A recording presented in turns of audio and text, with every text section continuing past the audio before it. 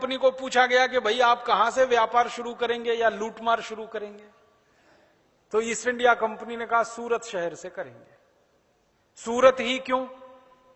भारत में तो ऐसे 600 से ज्यादा शहर थे। आगरा था, अलीगढ़ था, बरेली था, दिल्ली था, शाहजहांपुर था, सहारनपुर था, रुड़की था, हरिद्वार था, ऐसे 600 से ज्यादा शहर थे। सूरत ही क्यों?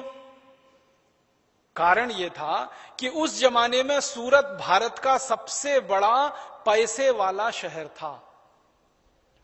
आज मैं आपसे यह पूछूं कि भारत में सबसे ज्यादा पैसे वाला शहर कौन सा, तो क्या कहेंगे आप? मुंबई कहेंगे ना। मुंबई को भारत की आर्थिक राजधानी कहा जाता है, फाइनेंशियल कैपिटल भारत में मुंबई है। सबसे ज्यादा पैसे वाला शहर मुंबई है, सबसे ज्यादा टैक्स देने वाला शहर मुंबई है, सबसे ज्यादा खर्चा करने वाला शहर मुंबई है, सबसे ज्यादा टैक्स जहां इकट्ठा होता वो मुंबई है। 1618 में मुंबई जैसा शहर होता था सूरत। सूरत में सबसे ज्यादा पैसा था उस जमाने में, बहुत पैसा था। सूरत में रहने वाले लोगों के पास कितना पैसा था उसके बारे में एक आपको कहानी सुनाता हूं। एक अंग्रेज अधिकारी इस देश में आया, उसका नाम था बर्नियर। वो सूरत में घूमा और 17 साल रहा। तो उसने वर्णन लिखा सूरत के बारे में। तो वो कहता है कि मैं सूरत के किसी भी घर में गया तो हर एक घर में मैंने सोने के सिक्कों का ऐसा ढेर देखा जैसे गेहूं और चने का ढेर लगा रहता है। हर एक घर में सोने के सिक्कों का ऐसा ढेर देखा जैसे घरों में गेहूं और चने का ढेर होता है। और बर्नियर अपनी डायरी में लिखता है कि सूरत के लोग इतने मालदार हैं, इतने पैसे वाले हैं कि किसी को पता ही नहीं है कि उसके पास कितनी संपत्ति है। वो अपनी डायरी में लिखता है कि मैंने बहुत लोगों के घरों में पूछा कि आपके पास कितने सोने के सिक्के हैं, तो हर एक ने मुझे जवाब दिया मालूम नहीं कितने सोने के सिक्के हैं, क्योंकि गिने नहीं है। और फिर वो बर्नियर कहता है यहां के लोग तो बोलते हैं कि ये सोने के सिक्कों को तराजू में तौल के रखते हैं, 10 किलो, 20 किलो, 50 किलो, 100 किलो, गिनने की फुर्सत नहीं है किसी के पास, इतने सोने के सिक्के घर घर में हैं। फिर वो अपनी डायरी में लिखता है कि अगर सूरत शहर को ही लूटना पड़े तो इसी एक शहर को लूटने में कम से कम 1000 साल लग जाएंगे, इतनी संपत्ति इस शहर में है। सूरत बहुत पैसे वाला शहर था। आप पूछेंगे भाई सूरत में पैसा कहां से आया, इतने सोने के सिक्के कहां से आए? सोने का सिक्का इस देश में सोना पैदा नहीं होता, आपको मालूम है? इस देश में सोने का उत्पादन ज्यादा नहीं होता। सोने की एक ही खदान है इस देश में, वो भी कर्नाटक में है, कोलार में एक ही खदान है, बाकी तो दूसरी है ही नहीं पूरे देश में। तो जिस देश में सोने की एक ही खदान हो वहां लोगों के घर घर में सोने का ढेर लगा हो, ये कहां से आया? सूरत उस समय का सबसे बड़ा व्यापारिक केंद्र था। जैसे आज मुंबई है ना व्यापार का केंद्र, वैसे सूरत था। भारत का सारा माल विदेशों में बिकने के लिए सूरत से ही जाता था, क्योंकि सूरत में बहुत बड़ा बंदरगाह हुआ करता था। तो भर भर के पानी के जहाज भारत का माल सूरत से बाहर जाता था विदेशों में। और हमारा माल दुनिया के जिस देश में भी जाता था बिकने के लिए, वहां हम अपना माल बेचते थे और बदले में सोना आता था हमारे देश में। कारण क्या था? 16वीं शताब्दी और 17वीं शताब्दी में व्यापार में जो माध्यम था ना एक्सचेंज का, वो सोना था। जैसे आज व्यापार में माध्यम है रुपया। आप कोई चीज खरीदते हैं रुपए से, कोई चीज बेचते हैं रुपए में। 16वीं और 17वीं शताब्दी में कोई चीज खरीदी जाती थी सोने में और कोई चीज बेची जाती थी सोने में। तो भारत से तरह तरह की चीजें बिकने के लिए जाती थी। उसमें सबसे ज्यादा बिकने के लिए जाता था कपड़ा भारत का, क्योंकि भारत में कपड़ा सबसे अच्छी क्वालिटी का बनता था 17वीं शताब्दी में। आपको मालूम है भारत के कपड़े की कहानी? यहां पे ढाका की मलमल बनती थी। मलमल नाम सुना है? मलमल एक खास तरह का कपड़ा होता है। ढाका एक शहर था इस देश में जो बांग्लादेश का अभी हिस्सा हो गया, पहले वो भारत में था। तो ढाका की मलमल बनती थी और 15 मीटर लंबा मलमल के कपड़े का थान तह करते जाओ करते जाओ करते जाओ तो माचिस की एक डिब्बी में आ जाता था। इतनी बारीक बुनाई होती थी मलमल की।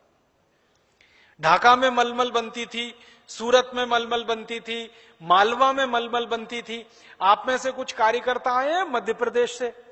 मध्य प्रदेश में एक इलाका जिसको मालवा कहते हैं, इंदौर है, उज्जैन है, रतलाम है, तो मालवा में जबरदस्त किस्म का कपड़ा बनता था। भारत में ऐसे 350 से ज्यादा बड़े शहर थे जहां कपड़ा बनाने के बड़े बड़े केंद्र चलते थे। बहुत अच्छी क्वालिटी का कपड़ा बनता था। दुनिया में कोई इतना अच्छा कपड़ा बना नहीं पाता था जो भारत में बनता था। आप पूछेंगे भारत के कपड़े में ऐसी क्या खासियत थी? कपड़े में खासियत यह थी कि भारत में कपास बहुत अच्छी क्वालिटी का होता था। कपड़ा बनता है कपास से। कपास हिंदुस्तान में सभी राज्यों में होता है, उत्तर, दक्षिण, पूरब, पश्चिम, एक भी राज्य ऐसा नहीं भारत में जहां कपास नहीं होता। तो अच्छी क्वालिटी का कपास पैदा होगा तो अच्छा कपड़ा बनेगा। तो बहुत अच्छा कपड़ा भारत में बनता था और वो कपड़ा दुनिया के सब देशों में बिकने के लिए जाता था। उसको बेचने के लिए पानी के जहाज लगते थे, उस समय हवाई जहाज नहीं चलते थे, तो सारे पानी के जहाज सूरत से कपड़ा भरकर विदेशों में जाया करते थे और उधर से सोना लेके आया करते थे। आपको इतिहास की ये जानकारी दूं तो आपको गर्व होगा। भारत का कपड़ा जब पेरिस में बिकता था, लंदन में बिकता था, न्यूयॉर्क में बिकता था, वॉशिंगटन में बिकता था, अमेरिका के, कनाडा के आसपास के यूरोप के देशों में बिकता था, तो तराजू में रखा जाता था भारत का कपड़ा। तो जितने वजन का भारत का कपड़ा होता था उतने ही वजन का सोना हमें मिलता था। अगर मान लीजिए हमने एक कपड़े का थान बेचा और वो 1 किलो का है तो 1 किलो सोना हमें मिलता था। हमारे कपड़े की इतनी जबरदस्त क्वालिटी थी। सारी दुनिया के लोग हमारा कपड़ा पहनते थे। आपको सुन के ताज्जुब होगा, रोमन साम्राज्य में 3000 साल जितने राजा हुए, जितनी रानियां हुई, सब भारत का कपड़ा पहनकर ही जिंदा रहते थे। 3000 साल रोमन साम्राज्य में। और जब रोमन साम्राज्य का पतन हो गया, यूरोप और अमेरिका और ये कनाडा जैसे देश उभर आए, तो फिर इनके यहां भारत का कपड़ा बिकने लगा। तो हमारा कपड़ा बहुत जबरदस्त बिकता था, उसके बदले में हमको सोना मिलता था। कपड़े जैसी ही एक दूसरी चीज अपनी बहुत बिकती थी दुनिया के देशों में, और वो थी भारत का लोहा, स्टील। हमारे भारत में कच्चे लोहे की बड़ी खदानें हैं। आप जानते हैं कच्चा लोहा इस देश में बहुत होता है। उड़ीसा में भरपूर मात्रा में है, झारखंड में भरपूर मात्रा में है, कर्नाटक में भरपूर मात्रा में है, महाराष्ट्र में भरपूर मात्रा में है। भारत के 12 राज्यों में कच्चा लोहा बहुत अधिक मात्रा में मिलता है। तो लोहे की खदानें बहुत हैं, हजारों साल से कच्चा लोहा निकल रहा है, और जिस देश में कच्चा लोहा निकलेगा वहीं पर स्टील बन सकता है। स्टील बनाने के लिए कच्चा लोहा चाहिए, तो भारत में कच्चा लोहा होता था, हम उसका स्टील बनाते थे। और 17वीं शताब्दी में 20,000 से ज्यादा फैक्ट्रियां थी जो स्टील बनाती थी इस देश में, और इस क्वालिटी का स्टील बनाते थे इस देश में जिसमें कभी जंग नहीं लगता था। आज 21वीं शताब्दी में सारी हाईफाई टेक्नोलॉजी के बाद जो स्टील बनता है उसमें जंग लग जाता है। आपको मालूम है, भारत के स्टील में जंग नहीं लगता था। और अगर आप उसका प्रमाण देखना चाहें तो दिल्ली के पास मेहरौली नाम का एक छोटा सा गांव है, वहां एक लौह स्तंभ खड़ा हुआ है, उसको जाके देख लीजिए। उसमें जंग का एक निशान नहीं है, और सैकड़ों साल से वो पानी में, बारिश में, धूल में, आंधी में, धक्कड़ में खड़ा हुआ है। एक रंच मात्र उस पर कहीं जंग नहीं आया। इस क्वालिटी का स्टील इस देश में 3000 साल से बनता था, और वो स्टील हम दूसरों को बेचते थे।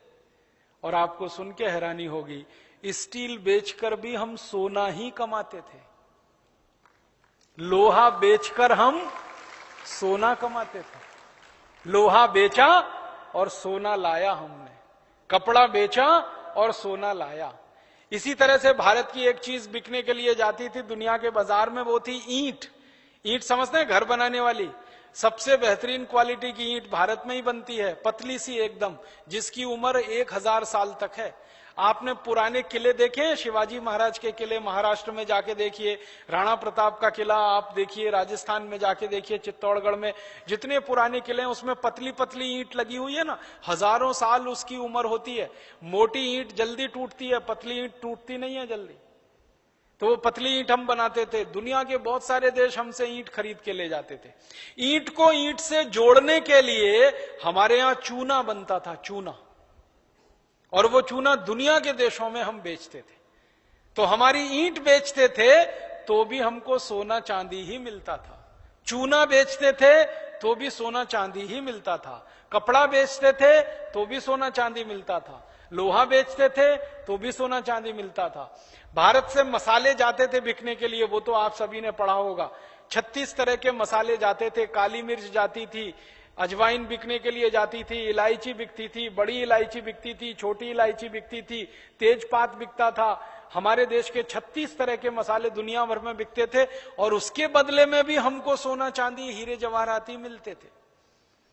और 3000 साल भारत ये सारी चीजें दुनिया के देशों को बेचता था, और जिस शहर से ये चीजें बिकने के लिए जाती थी उस शहर का नाम था सूरत। तो सबसे ज्यादा पैसा कहां आता था? सूरत में। इसलिए सूरत के एक एक घर के व्यापारी के पास ढेरों ढेरों, सैकड़ों सैकड़ों कुंटल सोना होता था। ये अंग्रेजों ने दस्तावेजों में लिखा है, जो मैं आपको सुना रहा हूं। तो सूरत इतना पैसे वाला शहर था, इसलिए ईस्ट इंडिया कंपनी ने जहांगीर से कहा कि हमको सूरत में व्यापार करने का लाइसेंस चाहिए। अब आप ध्यान देना, जहां भी मैं बोलूंगा व्यापार, वहां आप सोच लेना लूट मार, क्योंकि उनके लिए ट्रेड का मतलब था लूट मार, हमारे लिए ट्रेड का मतलब था व्यापार। तो उन्होंने लूट मार का लाइसेंस ले लिया। जहांगीर भोला भोला सीधा साधा उसने लाइसेंस दे दिया। सूरत में जाके ईस्ट इंडिया कंपनी ने अपना धंधा शुरू किया। और क्या धंधा शुरू किया? लूट मार करने का। और वो लूट मार कैसे करते थे? जिस व्यापारी के घर में उनको पता चल जाए अच्छा खासा सोना है, बस उसी के घर में धावा बोलना। जैसे डकैती डालते हैं लोग, वैसे ईस्ट इंडिया कंपनी के लोग डकैती डाला करते थे। सैनिकों की फौज खड़ी की, एक एक घर में घुस गए, मारपीट किया, छीन छान के सोना ले आए, और वो सोना फिर यहां से जहाजों पर लाद लाद कर इंग्लैंड भेजा करते थे। ईस्ट इंडिया कंपनी का एक अधिकारी था, उसका नाम था रॉबर्ट क्लाइव। वो 1750 में भारत आया था, और 1757 में उसने एक युद्ध लड़ा था प्लासी का। रॉबर्ट क्लाइव ने अपनी जीवनी में लिखा है कि मैंने भारत के कलकत्ता नाम के शहर से जब लूट मार की तो इतना सोना चांदी इकट्ठा हुआ था, उसको लंदन लाने में 900 पानी के जहाज लगे।